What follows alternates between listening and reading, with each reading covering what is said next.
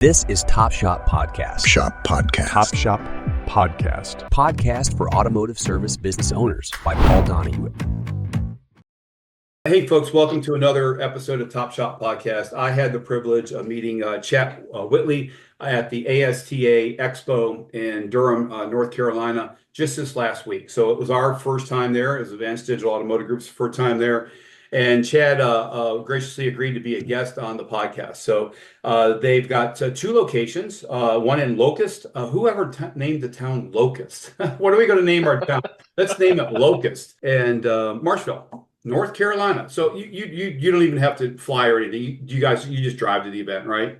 Yeah. Durham's only 2 hours, 2.5 hours. Oh, that's it. Okay, yeah. Yeah. We're out in Salt Lake, so it was a little bit of a haul for us to get there. So anyway, hey, share your journey. Introduce yourself, who you are. How long you've been in the industry, and then how'd you get started? How'd you get in it? A lot of people would always want to know that. Yeah, sure, happy to. I had not intended on being a technician or a shop owner. When I was in high school, I took classes planning on going to be an engineer, and took a shop class in high school, and realized that I enjoyed working with my hands and had the technical mind. I actually won a state level, it was VICA competition back then, Skills USA now. Won a competition and had an opportunity to go to CPCC, which is in Charlotte, North Carolina, and attend a General Motors ASAP program. Received my associate's degree, bounced around a little bit after that as a technician and service advisor. Ended up in a dealership, spent 13 years at this dealership. They taught me a lot. And I worked roles as service advisor and shop foreman, assistant service manager. I worked in the shop as a truck mechanic, and I did lube jobs, and I did it all. And my wife talked me into going to work for ourselves. She talked to you to work for who? For ourselves. So my wife and I are in business together, and I was working at the shop on the farm. We live out in rural North Carolina. So Locust has about a little over 8,000 people, and Marshall has a little over 3,000 people in the cities. So we're talking about pretty rural. Right. So I'm working at the shop at the house, and it became I was doing as much work at the shop at the house as what I was doing at the shop that I was working at full time. Right. So she said, "Hey, one's got to go." And I said, "Yes, ma'am." And she, we began the journey of trying to find our own shop. We did that. We found a shop in the town that we live in, and everything was good. I turned my notice in at the car dealer that I worked at. My wife lost her job the same day. So I'm thinking, what have we done? And God's always got a plan, right? Yep. So He had a plan for us to be there together and to grow this business together, and that has been an absolute blessing to make that happen. So and then after starting the first shop, we had the opportunity to buy a second location in Marshville, and that was in 2017, and that was just something that doors opened and the seas parted, and we were able to walk right through and make some things happen. And it has been a journey with two shops, I'm here to tell you. Yep. Every multi-shop owner that I talk to says the transition from 1 to 2 or 1 to 3 is the roughest road, but then after that it gets a little easier because systems and processes are in place and things just kind of happen a little better. Yeah, I think I'm not a shop owner, so I can't speak from experience, but I really believe that multi-shops force owners to work on the business, not in it. And a lot of them, they come to work at their shop every day and they're working in their shop, So when you get you can't do that. You can't work in two shops at one time. You've got to work on the business, on the systems, the processes, the hiring, so it kind of forces you into a box. Yeah.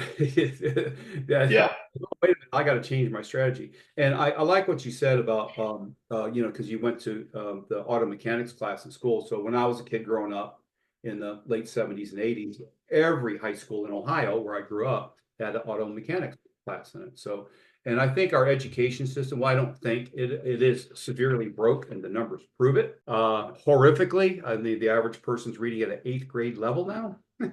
Mm. We're reaching new lows in the educational system, and that's because we just tell kids to sit and be quiet and don't move and memorize stuff that they're not going to use anyway, because in college they've already proven that I think it's 80% 80% of college graduates are in a field completely and totally different than what they got their degree in within 5 years, 60 months. Wow, that's amazing, especially at the expense that you go into to Yep. go to college now, right? But You know, and so the automotive program that I was in high school is still there. So that no program is still kidding. there in the same high school.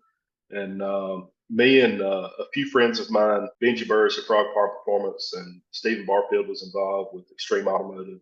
Okay. Jason Bruton, who owns a few Napa stores, were all involved. And we actually went in and we were able to revitalize this program. It was the only program in our county in any of the high schools. And we put together apprenticeships and pre-apprenticeships. We do interest meetings and bring prospective students and parents into our shops and show them what's available. And we were actually, so when we were asked to help, we walked in the shop, and when the shop was built in 1966, when the high school opened, when we were there in the 90s, the same stuff was there from the 60s. Wow. So we go back in let's call it 2017, 2018. We go back and there's still stuff there from the 60s. So man, we pull up and we bring a roll off container and we bring scrap metal dumpsters and we get in there and we just start chucking stuff and we start getting rid of stuff and we sell stuff and we clean the shop out. I mean, just it's a massive cleanup. And when the administration saw what we were willing to go to make things happen, they were willing to start spending money. And they did. They spent some big money buying some new and updated equipment, programs, and teaching programs to help the instructor get the knowledge out of his head and into the students.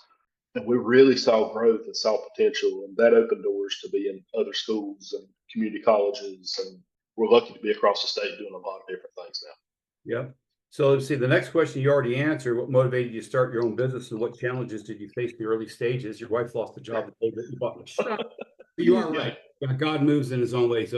I believe in the that everything is put in our life to teach or instruct, no matter how difficult it may be. So it's a hard thing to remember when it's in the moment. But anyway, yeah. So Yeah. and that was one of the things I wanted to ask you for sure was text. Every time I do a podcast, I want to talk to. Oh, and I'm sorry. How many years experience do you have in this industry altogether now? Using Oh, at the very beginning. oh my goodness, years of experience. I guess I'm a little over 30 years now. 30 Um, years. Okay. I yeah. should have done that at the very beginning. So I'll let my editor, Chad Whitley, Whitley Automotive, 2 locations in Locust and Marshville, 30 years in the industry. So a great guest to have on the podcast. We met just recently at the ASTA Expo in Durham. If you haven't been there, it's definitely my wife and I, this is the first time we've been to these different expos. So it has a totally different feel than Vision does. Vision is a great, fantastic training place and trade show to go to. But what we felt in North Carolina was a more of a family type ASTA family atmosphere that we didn't feel. Yeah. And I'm sure we're not going to feel a family atmosphere in SEMA. we're going to be a grain of sand on a beach there, but we're going anyway. Toss our hat in the ring. So this is a really good one, and I believe you're a Christian man. What are the core values or guiding principles that have contributed to your success, you and your wife's success? So to be honest, I mean, we run our business in the same way we run our lives with Christian values and principles, right? Right. So we depend on God through the Holy Spirit to lead and guide us in everything. So we know that if it's meant to happen, that God's going to open doors and He's going to make things happen that we're prepared to do, that He's prepared for us to do. And the same goes for things that we're not meant to do. Look, I have tried many times and I have pushed my way through some doors thinking I'm supposed to go that way. And I come to realize that is not the right way. That doesn't mean things are always Things don't always happen that are supposed to happen, right? That we think are supposed to happen. And sometimes those doors are closed and meant to stay closed, but when you push through them, sometimes you're blessed, even though when you get to the other side. And sometimes you're like, you learn from it, right? And you've made mistakes and you realize that, okay, I can learn from this and we can grow from this. Not all successes are worth celebrating and great and bountiful, right? Some successes are failures. You can succeed and still fail, and it's because it's taken you to another place and taught you something different, and you learned something new from it, and you can grow from that place. So let's tie back into what Benji Burris, is that what you, yeah, guys got together and helped your local school community get all this Yeah. in there. So that ties into a question I always ask every experienced shop owner. How do you find, hire, and retain really good techs? I guess it's funny. I don't care how successful you are, you're going to struggle from time to time finding technicians, right? So we learned, I guess, about 10 years ago that the apprenticeship and growing your own was going to be the future of what we do if we're going to do this for the long run. Right. Now, that is not a short term process. Nope. That's not gonna fix it today when you lose a specific technician or technician that's skilled at a certain level. But that does give you a pipeline for the next 10, 15, 20 years. So that's one way that we help with that. The other way we help with that is hiring apprentices and promoting that we do that and building our brand, letting people know what the culture is in our shop, how we try to give back in the community, how we participate in different things, the fun things that we take our shop to do, and build our team, the team building exercises that we use, the training that we cross train our folks with. Our folks are not just trained in the job they do. Our folks are trained in leadership. Our technicians are trained with communication skills, right? Like advisors are. Our advisors are taught some general knowledge automotive stuff so that they have a better understanding of what's going on in the shop. And all of these things build into your culture. So as I have been hiring and doing this for several years, a lot of coaches call it building a bench, right? So you're building a bench of people that when you do have a position open, you have been in contact with them already, and you stay in contact and you invite them to do things with your shop, whether they're part of it or not. And you stay in contact and let them know who you are and you let them know why you're there. And they don't forget that. And you become a destination shop. I am not there yet. I'm working my way there. Right. But it's always a work in progress, right? But that's what we try to do, Okay. between the apprenticeships and then the building the bench. Yeah, that's one of the top answers I get from successful shop owners is they're really involved in their community. They go to the local high school. They do what you and Benji and the other have done, to help promote it, because we're sold, whether we know it or not. We're sold on sending all of our kids to college. We're not sold on the trades anymore. We're not sold on HVAC. We're not sold on plumbing. We're not sold on auto. And you learned, that you worked best and learned best by using your hands. Well, that's not taught in schools anymore. Right. And So so the apprenticeship program that you guys do, that's one of the biggest answers that I get. one thing that I noticed in being in these schools and being around the kids and interacting, and I call them kids. So we interact with students from middle school to senior year of high school, right? And some in early college. Um, one thing I've noticed when they get ready to graduate the high school, there's so much confusion in them from what they hear from guidance counselors, what they hear from parents, what they hear from me, that they don't know what to do. They are lost. They Right. don't, they're scared to make a decision because they think that this decision, this last moment as they're exiting high school, is going to affect their entire career path forever. And they are nervous and they're so scared to make an incorrect decision. Uh, and one of the things that we do is we tell them, say, look, whatever decision you make is not a bad decision. You just have to make a decision, start taking steps. Now, when you're 18, 19, 20 years old, it's easy to say, you know what, maybe this was a misstep. Maybe I need to go down a different path. Maybe we need to do something different. Maybe I need to retrain myself in HVAC, or facilities maintenance or plumbing, or maybe I need to go to college. Maybe I want to be a lawyer, whatever that may be. Mhm. But it's okay to take a step and that step not be correct because you're still going to learn and grow from that. Now, when you're my age or in your mid 30s and you've got family and priorities change, responsibilities, it makes it a lot harder to do that. That doesn't mean it can't be done. It Right. makes it more difficult to make that happen. But make those mistakes early. You may find your career path off of the step you take. It may not even be directly related. Who knows? But just make a decision to walk with it. You'll be okay. Chad, this you already mentioned this, and it leads right into my next question. I ask every successful shop owner like you, culture. A lot of shop owners have said, "Oh, well, we've developed a really good culture, and techs just find us because it gets out my local community. We're a great shop to work with. So because we just do all these other things correctly, like service the customer correctly and get good reviews and." So what do you do? Almost all the shops have told me they do some sort of weekly or monthly meal, family that eats together, stays together. So what do you do specifically at Whitley Automotive to help develop shop culture, a really healthy, good shop culture for your employees and your techs? So we hold daily meetings to start with. We have normal team meetings or toolbox meetings or standing meetings, whatever. A lot of places call them different things. We have daily meetings, kind of just to understand the progress, what's going on in the day. That way, everybody's involved in what's happening. We also have weekly team meetings. In those weekly team meetings, we will discuss things that are happening in the shop, where we can find improvement, and what we can work on that improvement. And that's not led by me. I may give some guidance and some direction, but that discussion is ultimately led by the staff, the team, Right. right? So they need to be the ones that have an understanding in it, involvement in it.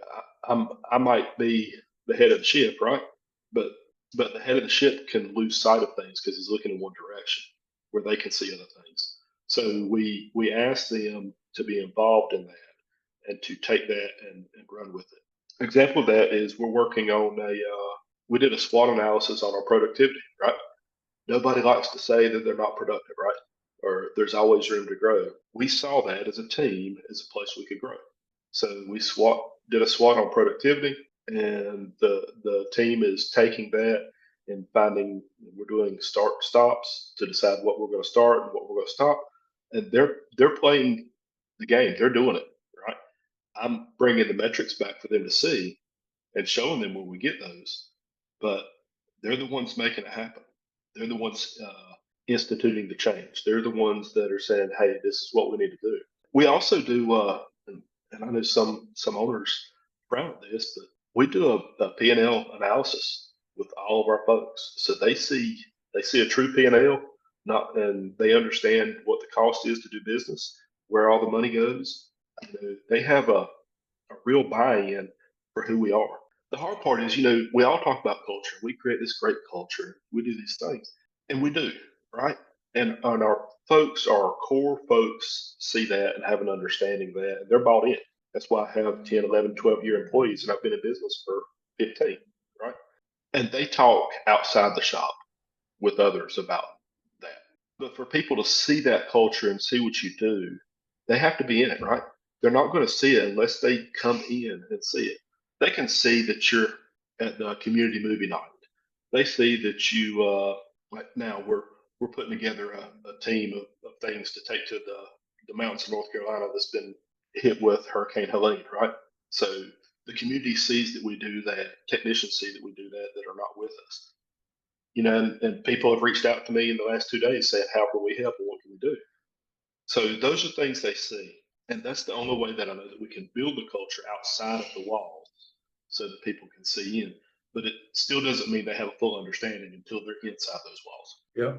Hey, I want to do a quick plug for the ASTA, Automotive Service Tire Association. Folks, while we were at that event at the last the dinner, Vendors donated thousands and thousands of dollars of equipment, and they had an auction and they had a GoFundMe. So I got the email the day before that dinner, and my wife and I donated some money to the GoFundMe thing.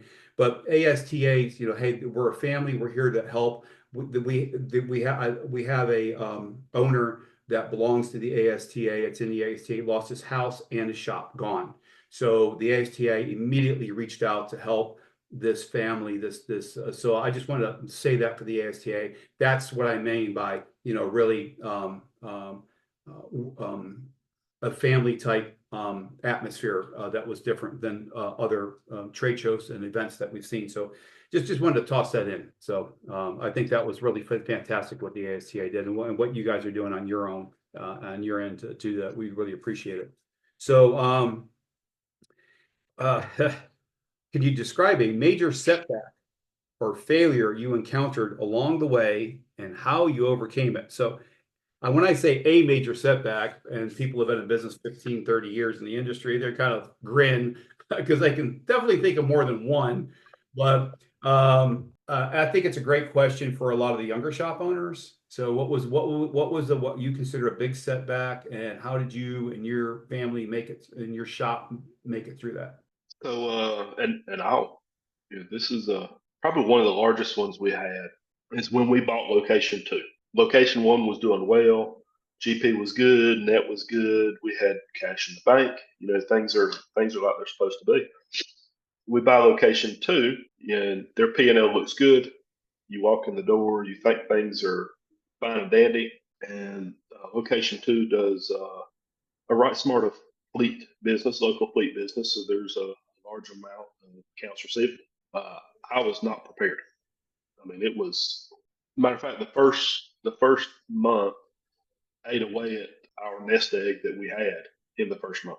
Wow. Oh yes. So It ain't your nest egg in the first 30 days. yeah, I was not prepared for that kind of receivable amount, right? Because I'm buying shop two. There's lots of questions that I don't know. I don't do that kind of receivables at shop one. Then I figured out how to manage that. But it took a while. So so it's February when we first, bought that location. So usually in shop atmosphere, January, February are not very good months. And then you hit March and it starts to come back, and April's okay. And then, it kind of picks up throughout the year. Some dips and peaks and valleys throughout the year, right? So there was after that first 30 days, there was cash flow issues for the whole year because I was not prepared. We struggled that first year. Once we got our hands around it and had an understanding of it and took care of some slow payers. Oh, that's Right. a good way to put it. Yeah, slow payers. I like that. Slow payers. Yeah. Because with all these fleet accounts, that threw a new monkey wrench in because they all pay monthly. That's That's not right. like your other shop where as soon as the customer's done, they pay, they get their car and they leave. So you're doing all these repairs on all these fleet vehicles and you're not getting any money And now. that was about 65% of the income At that shop. at Okay. that shop. So yeah, that's a big number to have to Yeah. float out, right? So and then you had those that had been slow to pay for the previous owners, and it may be 60 or 90 before you see any money. So yeah, so that was a failure because I was not prepared. That was a failure because I didn't have a full understanding of what I was getting myself into when I bought location two. I didn't have the systems and processes in place to be able to handle some of those things, right? Like we said, you almost have to get to that. You're pushed into creating systems and processes because of that. We overcome. We're still here, right? So Yep. You made it through. Yeah. So that's right. yeah, you sign the papers on the shop, and then that's it. You got fire hose. It's okay. Welcome to your new business, right? That's right. That's right. Burn this now. That's right. Yep. So I see three things with almost all successful shops. A, they have a coach. B, they are always getting constant training. And C, they have a really good digital marketing agency that's really doing them well, getting them at the top of Google, and getting them the leads. So what role has mentorship, like coaching, played in your career? And have you had any influential mentors? Yeah, for sure. We'll go back and talk about ASTA Expo for just a minute. Sure. And early in business, I thought I needed a coach. I needed someone to help me be accountable. And my wife says, "No, you're smart. You've got this. You can look at numbers. You can dissect it. You can do." And I can, right? But I still didn't know what I didn't know. So I went to the expo, and I met so many people there that were willing to advise, pour in, mentor, guide. One of the previous executive directors was Bob Pulparenti, and Bob talked to me, and he introduced me to people like Lucas Underwood, and Mike Allen, Stan Creech, and then I was a tire dealer and was able to be part of groups inside of the partnerships that we made with BTS Tire Wheel, and the people that we were able to encounter through that. And then, honestly, I didn't even have a coach until I guess about 6 years ago, and we went in with a coaching group. The first 18 months, 2 years with that group was extremely phenomenal. We made leaps and bounds on growth. We got P&Ls in better order than they had ever been, and I learned a lot of information and was able to put some training processes and things in place, not just for myself, but for our staff as well. Right. And and that group helped me, Okay. for sure. Yep. And I'm not going to mention the name of that group because I'm not going to, but they did help me. Now, well, I was actually part of the ASOG mastermind group. Okay. So I was able to help some other shop owners at that time. So you make connections, right? It's all about connections. It's all about being able to reach out and being able to bounce ideas off of somebody else. And now I'm blessed to be able to be part of a organization that does coaching and training. So I'm actually a coach for an organization now as one of the things that I get to do because we have the right people in the right places. Right. I think the next question would be a good one would be, what trends or developments do you see shaping the future of the industry? This is a question I love asking repair shop owners, especially the ones that have been in business for a while. What trends or developments do you see shaping the future of the automotive aftermarket industry? Everybody's going to say technology, right? Right. With EVs and hybrids and advanced driver autonomous systems. Yeah, ADAS. Which is definitely the way things are trending.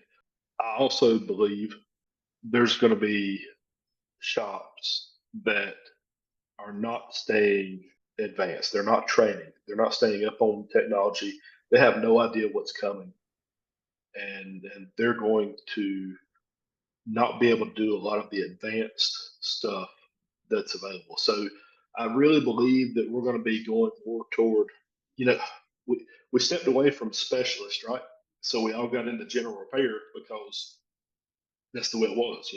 Used to you'd have transmission shops, you'd have front end shops, and you'd have alignment shops and lube shops and tire shops, and then we all kind of got mixed and thrown into one. I see that separation happening. You know, I see the shops that are focused on training and focused on technology are going to become those specialist shops, right?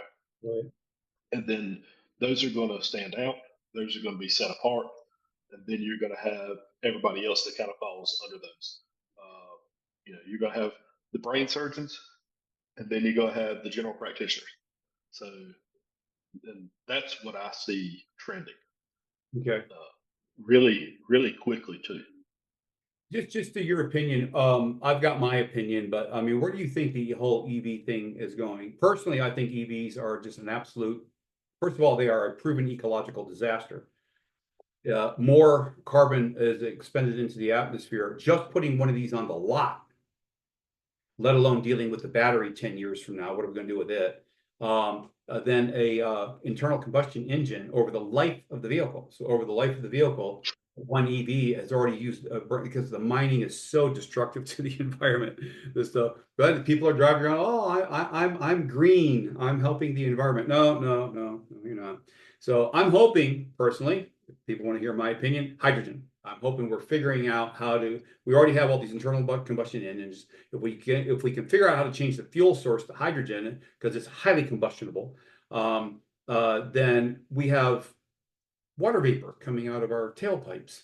So that's my hope is hydrogen. But what's your thought, Chad? Yeah, I would agree. I am not a big fan of EV.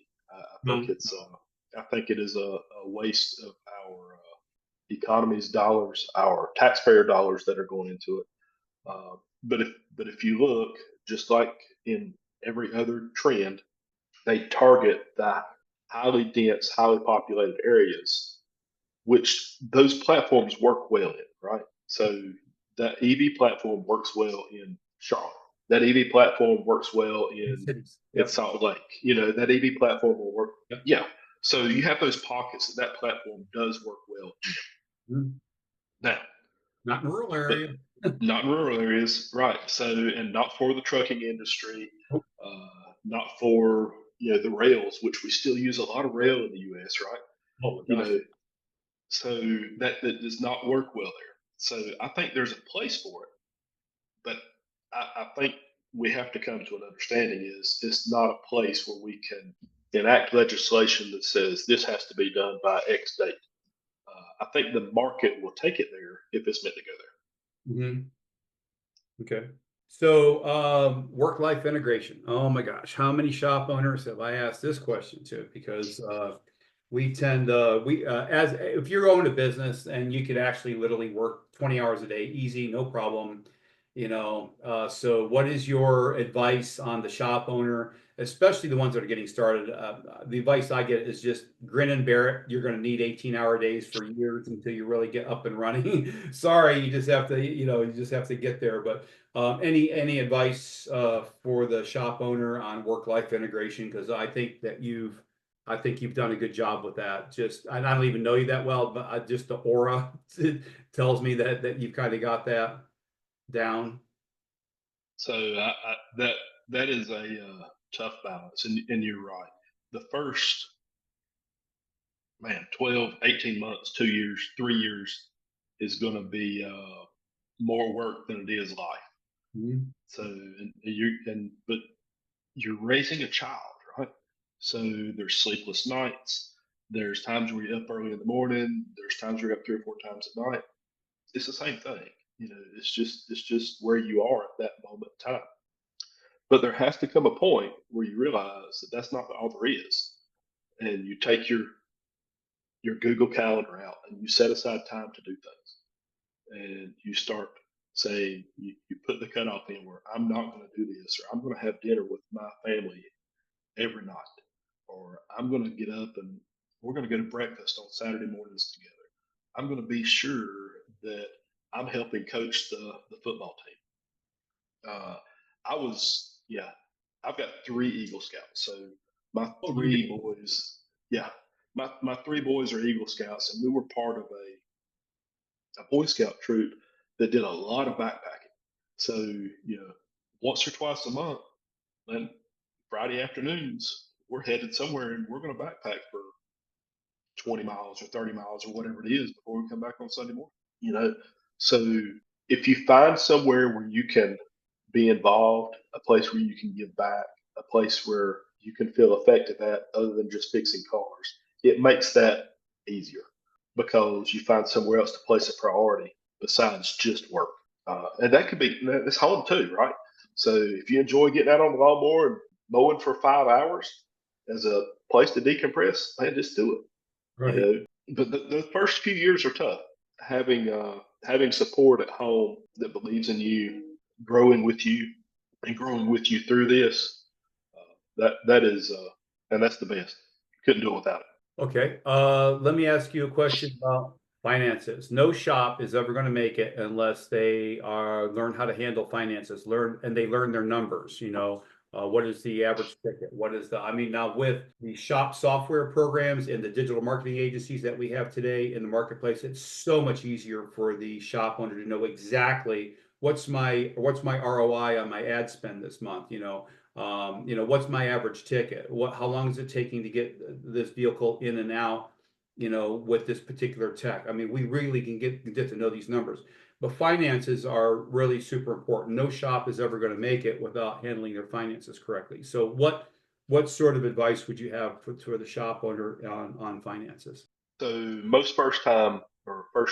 most new shop owners depend a lot on their CPA to tell them to hand them their P&L and Right. say, "Hey, you made money this month," or "No, you didn't make money this month." That's one of But the oh, it's that's awful. that's one of the worst indicators. Yeah. And It's awful. I think a lot of beginning shop owners are like, oh, okay, I made money this month, but they're not. Right. Okay, so explain why this is a bad idea, folks. If you're looking at your P&L every month, this okay, made money, didn't make money. The- Yeah, yeah. So a shop owner should know his numbers in and out. All the accountant or CPA does is input numbers into a spreadsheet and show you what it means, but they can't dissect that. You need to have a full understanding of your P&L.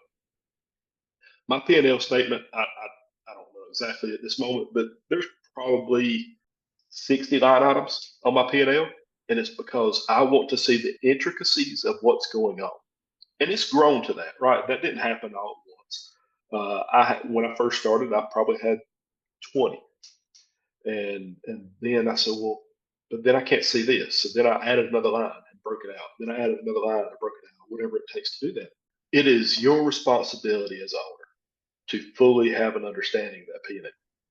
right, Now, if that means that your accountant still does that and hands it to you, you should still be able to go back and break those numbers down and realize where they came from and realize where they need to be. Because if you have to wait a month to get that, well, you're already a month too late. How can you fix something if you waited on something for 30 or 60 days to get to you, or quarterly or yearly? Goodness, yearly. But you've got to make changes based on the day. You got to make changes based on the week. You can't wait a month to make things happen. right. So, one of my last questions. So, what advice would you give to the aspiring shop owner? So, he's a tech. He just bought a shop, or he just bought the shop from. He's been the manager, and the owner just sold him the shop. What overall advice would you give to that person? So probably the best thing that I ever did is I got a coach.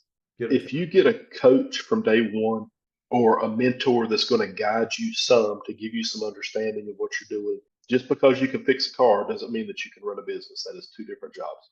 Get a coach, get a mentor, get somebody that's going to hold you accountable, get a partner of some sort that's going to focus on you and give you some input and guidance, and not be scared to call you out on your crap. That's the best advice I can give. The shops that I've seen that did that right off the bat, owners came in and knew nothing about the business and nothing about automotive, and the first thing they said, well, I guess I need somebody to help me get an understanding of this.